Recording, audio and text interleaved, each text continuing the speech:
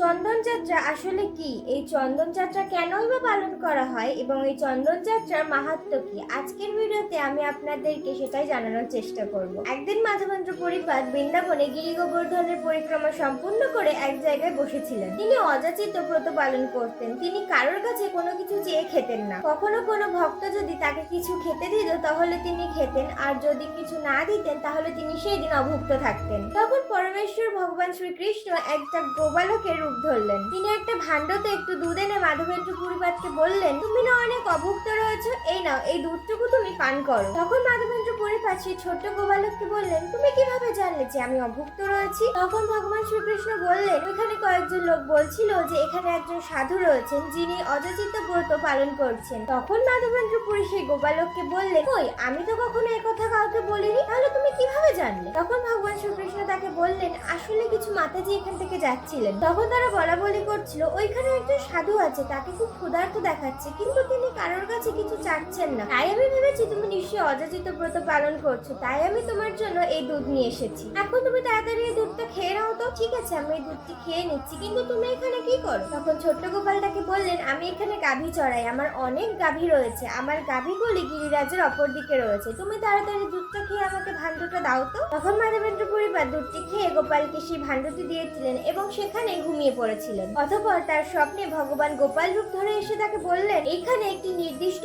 জায়গায় মাটির নিচে আমি রয়েছি। একসময় মুসলিম শাসকগণ বৃন্দাবনে আক্রমণ করেছিল, তাদের ভয়ে ব্রজবাসীরা গোপালকে নিয়ে মাটির তলায় লুকিয়ে রেখেছিল। তো আমি এখন এই মাটির নিচে রয়েছি, তুমি এসে আমাকে উদ্ধার করো। সকালে যখন মাধবেন্দ্র পুরী সকল ব্রজবাসীদের নিয়ে সেই জায়গাটি খনন করলেন, তখন তিনি গোপালের একটি সুন্দর বিগ্রহ দর্শন করতে পারলেন। তিনি সেই গোপালকে নিয়ে গিরিরাজের ওপরে একটি মন্দির স্থাপন করলেন এবং গোপালকে সেখানে প্রতিষ্ঠা করলেন। তারপর একদিন রাত্রে সেই গোপাল মাধবেন্দ্র পুরীকে আবার স্বপ্ন দেখালেন, মাধবেন্দ্র পুরী, দীর্ঘদিন আমি মাটির নিচে ছিলাম, তো সেখানে মাটির নিচে অনেক রকম পদার্থ রয়েছে, যার কারণে আমার পুরো শরীর উত্তপ্ত হয়ে গিয়েছে, আমি এই উত্তাপ আর সহ্য করতে পারছি না। এখন যদি তুমি দক্ষিণ ভারত থেকে মালাই চন্দন এনে আমাকে লেপন করো, তাহলে আমার এই পুরো শরীর ঠান্ডা হবে। তো গোপালের এই আদেশ শুনে মাধবেন্দ্র পুরী সঙ্গে সঙ্গে দক্ষিণ ভারতের উদ্দেশ্যে রওনা হলেন। তো তিনি যখন ফিরে আসছিলেন, তখন গোপাল সেই রাত্রে মাধবেন্দ্র পুরীকে এসে বললেন, মাধবেন্দ্র পুরী, আমি এই উত্তাপ আর সহ্য করতে পারছি না, তুমি তো রেমুনাতে আছো, সেখানে গোপীনাথ আছে, গোপীনাথ এবং আমি